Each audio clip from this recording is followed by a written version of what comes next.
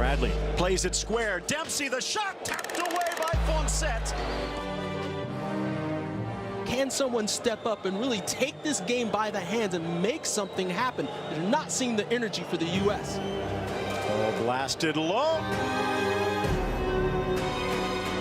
Tapped off the post. Fonset got a finger to it, and that might be the difference.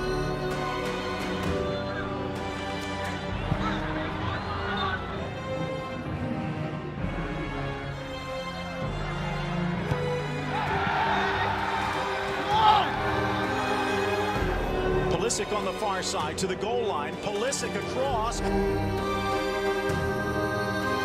Headed down, slapped away. The ball was headed in.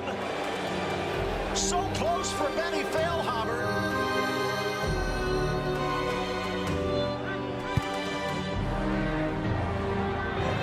Into the corner. The whistle. It's done. It's over.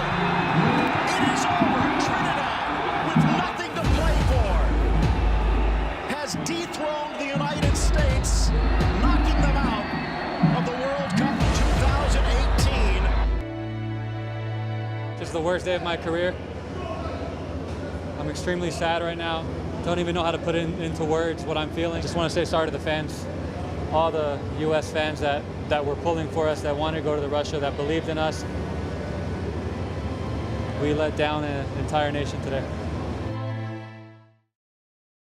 With 24 hours to let this settle, do you feel differently about anything after this stunning turn of events that leaves the U.S. men's national team out of the World Cup? I feel worse. Why? I feel worse. Because the more I think about the circumstances and how far we've come from the 1986 era, where we didn't qualify the last time for the World Cup, till now, the amount of money and the resources, Scott, that the United States have put into player development and qualifying for the World Cup, unequivocally, this cannot happen and should never happen. And then I'm left with, well, wait a minute, what are the answers? Because we all thought, everyone in the U.S. soccer world, hiring Jurgen Klinsmann was bridging the gap between Belgium, Colombia, Brazil, and Argentina, when now you can't even get a result against Trinidad. Right. It just feels like a massive step sideways, if not backwards. I think we have to realize that our culture right now, it cannot be, we can't do soccer the American way.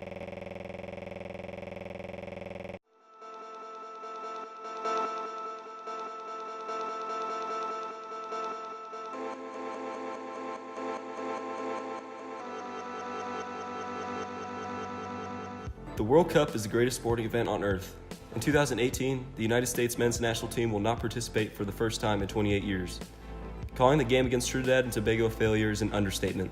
It was an embarrassment of epic proportions and one that will be remembered for many years to come. The players deemed responsible are still being booed in stadiums all across the country by fans who know that they were let down. However, October's failure to qualify is just the tip of the iceberg and the product of a broader issue: youth soccer. Unquestionably, better players breeds better results, and that begins at the most fundamental level of the sport. The four main issues we see with American youth soccer are pay to play, coaching, the American track, and the culture.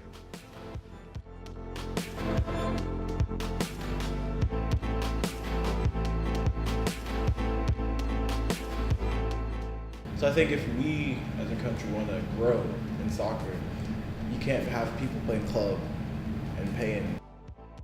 I mean, everywhere else you see, everywhere else is flourishing, and they don't pay to play. Yeah. But here, I don't know. It's a little sad, but I think youth soccer in this country is still very much a have and have not sport, because you have to pay to play. The most talked about issue in American soccer is the pay-to-play system. Pay-to-play essentially guarantees that for young players, the only real means of getting better and improving is by paying huge sums of money to be a part of a club team. Average prices for 1 year of soccer are $2,500 to $3,000 and can be even higher based on tournament participation and field rental prices. The primary issue with pay-to-play is that less fortunate kids and those who are part of a socioeconomic class that cannot afford such large fees are left on their own and not offer the same level of coaching an expensive club can offer. Too many talented players are left without direction. Tons of times where guys couldn't travel or someone have to help them pay for that.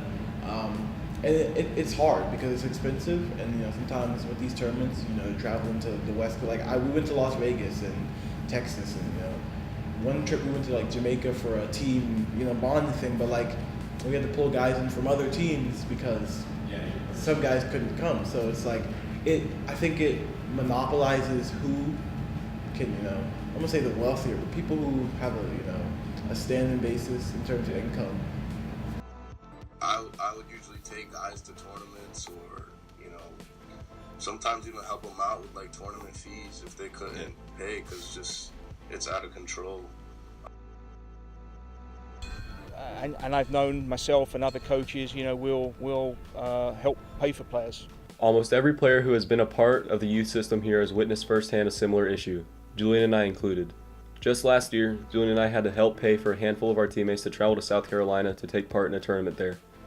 Unfortunately, that is not always possible, and so many players miss out on similar experiences that can be so helpful to a player's development.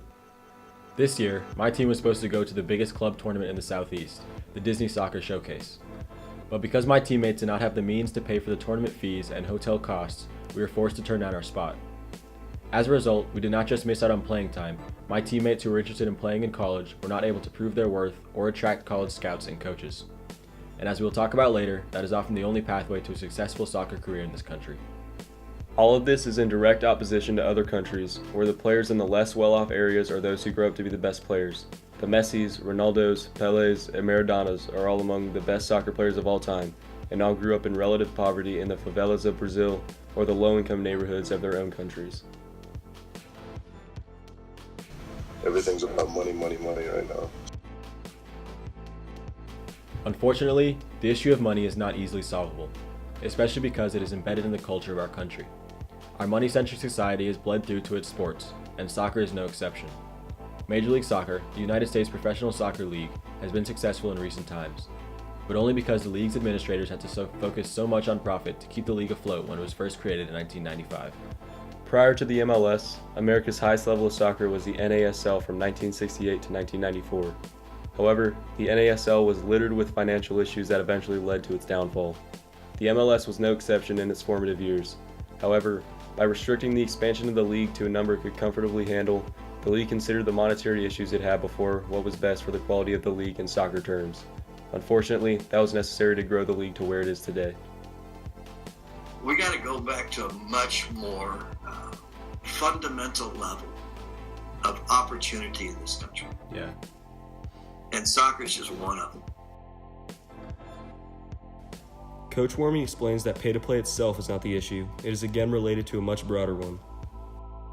I was doing a free clinic for kids when she was in high school, and they were all from a housing project, subsidized house. And it was October in Omaha, Nebraska. It's cold in October in Omaha, Nebraska. Yeah. There were kids at the clinic with sandals on. And Audrey says, where are your soccer shoes? I don't have any soccer shoes. What do you have? What about your other shoes, your tennis shoes? These are my only shoes. All right? So you're talking about trying to solve a problem, and it moved her. So what we did was we established a program where we provide free, brand new soccer shoes to kids in subsidized housing. Despite the many issues with pay-to-play, it can be solved, or at least managed. Coach Warming says the biggest problems in soccer are solved locally, and goes on to describe other similar solutions, like working with United Healthcare to provide uniforms and transportation to less fortunate children. We need futsal coaches. Yeah. We're working in South Omaha now, where there's abandoned tennis courts that haven't had nets on them and for a long time. We're turning those into little soccer places to give those kids a chance to play. Because we got kids from Somalia there, from Mexico there, from all these different places that they don't have an opportunity. To fix the issue of opportunity, soccer needs to be more available to American kids as it is in other countries. Brianna Scurry, a former U.S. women's national team member, summed up the issue of pay-to-play quite well. She said, "You are buying skill, but there are some pieces of the game that just can't be bought."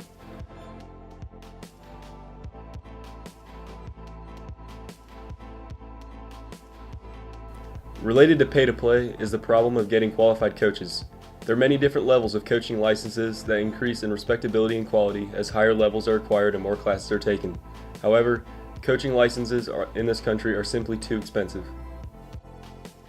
I just think there's many more aspects to becoming a top-level soccer player. You know, again, for my money, they're not even getting the absolute best instruction just from their club coaches. You know, I have my advanced national diploma from the NSCAA, now the United Soccer Coaches Association, which is about the same level of coaching education that these guys have, and I feel like we can give them just as good of instruction as the club coaches can. Of course, for us, it's limited to 4 or 5 months. Because licenses are so expensive, when clubs are looking for well-licensed coaches, there are not enough to choose from and their pool is much too limited, meaning the coaches often billed as the best are not always up to scratch. I mean, club is just a different level. People usually, I mean, in some high schools, kids can't pass the ball, can't dribble with the ball, so, you know, it's not, you kind of get that baseline when you play club. Like, everybody can pass, everybody can usually dribble. The main problem with coaching is that there is a difference between high school coaches and club or academy coaches. However, that difference stems from a difference in quality. Academy and high school coaching is very different. So the coaching, they wouldn't want you to have someone else telling you what to do and it be completely wrong. The quality difference between club and high school could be attributed to the fact that the best players, those who play for the Development Academy and professional youth academies, are not allowed to play for their respective high school teams. I haven't been able to forge any good relationships with those club coaches because, in my opinion, I feel like they have a very selfish attitude towards it. It's about the club and not the player. And I feel like we have the opposite perspective, that it's about the player and not the club and not the organization.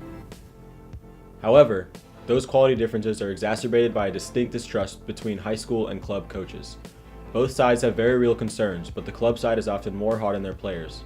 Both sides can also offer great instruction to their players, but working against each other has not helped the American game at all.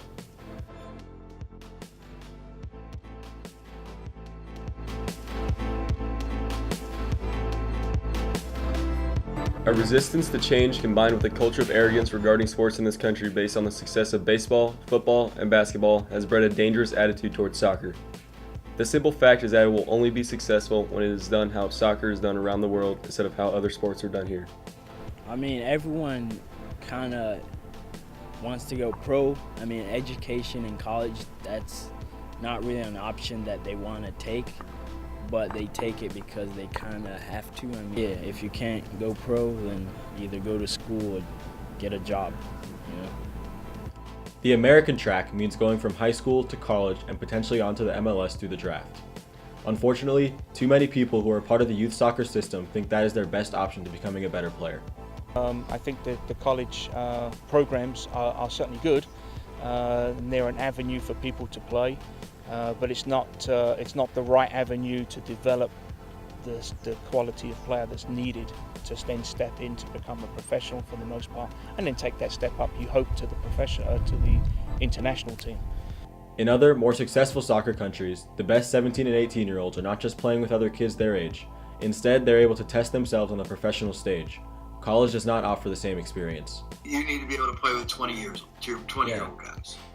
And structurally, it's challenging to get that done in America on most of the clubs and the platforms. The primary advantage with playing for a professional team is that you are playing with mainly grown men, and thereby getting more used to what you will encounter in professional leagues. With college, I will get a chance to express myself, to show my talent, while also having a backup plan in education. So. Yes.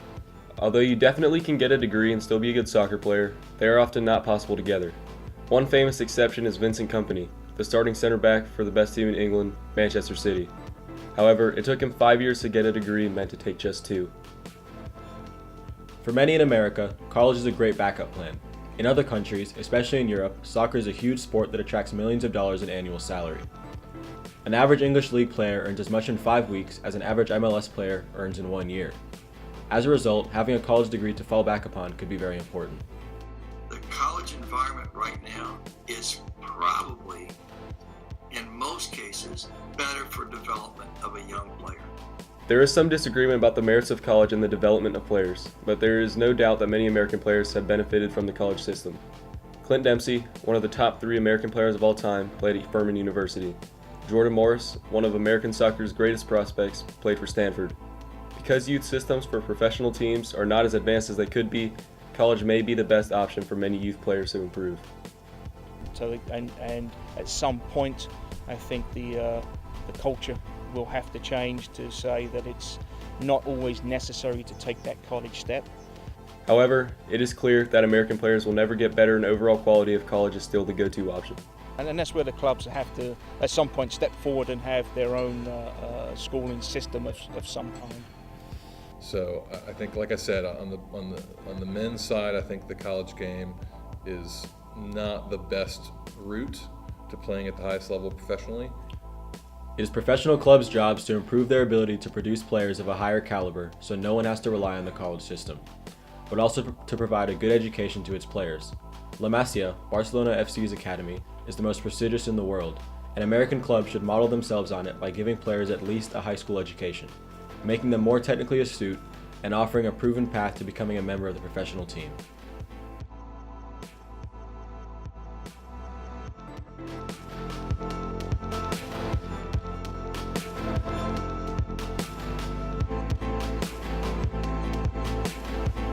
Freddie Adu was promised as the next best thing in soccer by many American soccer fans. However, he was not ready for that pressure. Unfortunately, too many American players have felt something similar. The pressure from fans and yourself is enough to harm the chances of many players, but being the so-called savior of American soccer is that much worse. So I don't think it was the media, which is the prevalent thing to say, that destroyed him. The media is not destroying Christian Pulisic. However, players have to be able to respond to pressure if they truly want to accomplish anything. Of course, it can be overwhelming for some, but the best of the best have to be able to withstand it. I think it's churning out quality professional level players on the women's side. That's not proven to be the case on the men's side. While women's soccer has had so much success in this country, with the U.S. women's national team being the reigning World Cup champions, the men's game has suffered when using the same methods. The difference in the men's and women's games is largely based on culture. In the United States, soccer is a much more popular sport for girls, while in many other countries, women are not often seen as sports people. Similarly, soccer is the most important sport for men in other countries, but regarded as a lesser sport here. We are well on the way, but if we want to improve men's soccer here, it must become a bigger part of American culture. I still think the mentality here is to pick athletes over soccer players. And I think that's a little bit of a drop back from the general American culture of sports in this country. We are playing catch up with the rest of the world and refuse to acknowledge it. We cannot treat soccer as if it is other sports. In other American sports, having physically strong and big athletes is important. Basketball is known for tall players, for example. In soccer, though, although athleticism is important, technique and skill should be the primary focus when developing players. See diminutive players like Messi, often touted as the best of all time, and Andres Iniesta, the hero of the World Cup in 2010 and the scorer of the winning goal, as proof. So I think going abroad for the higher quality players is a good thing, because it shows in the players you mentioned there, they go abroad and they get minutes on the field and they're playing with true professionals that have done this all their life, and some of the best players in the world, and they learn from those players. And the quality of games they play week in, week out are obviously still a higher standard than that they could achieve here in the MLS. Christian Pulisic, Weston McKennie, and Timothy Weah are some of the most promising prospects in American soccer, and they all play abroad. Being able to leave the United States in order to improve their game is something many American players wish they had the opportunity to do. By improving the quality of players, American soccer will be able to advance that much quicker. So you see a different hunger and a different drive from these guys where that's all they have, because they can't go to college and play soccer and then go into the MLS draft. Their only hope is to get a pro contract. The fact that there are so many players who only have soccer in their lives to bring themselves and their families out of poverty is not something we want to emulate here. However, intangibles like a love for the sport are difficult to instill in young people, but drive to be successful in soccer by more kids is needed if we want to improve. It's coming here, it's just a lot of pressure, and over there it's just you play for fun, you play for laughter, but here it's more like a job. It is quite telling that soccer was described as a job here, rather than a sport. Our love for the game is paramount to any success, and if one of the country's best youth academies did not foster that love, major change is needed.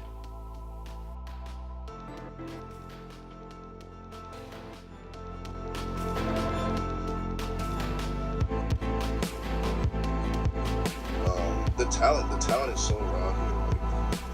Like, in the United States, the youth, like, if they get the structure part right about how they go about doing things, we'd be amazing. Like, sometimes you have to fail miserably to really re-examine your life or anything else. And we're failing miserably right now, a lot of stuff, man. So I think that's the best thing right now. Okay. I've really seen the game as a whole expand, and the style of play and the quality of player has got much better over those years.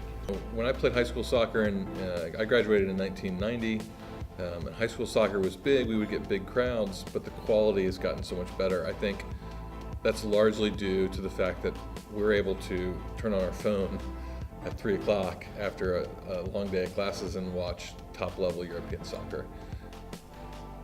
Although American soccer has many issues that need to be addressed in order to improve, there are so many positives, and we can only hope that in the coming years, soccer will continue to grow and thrive.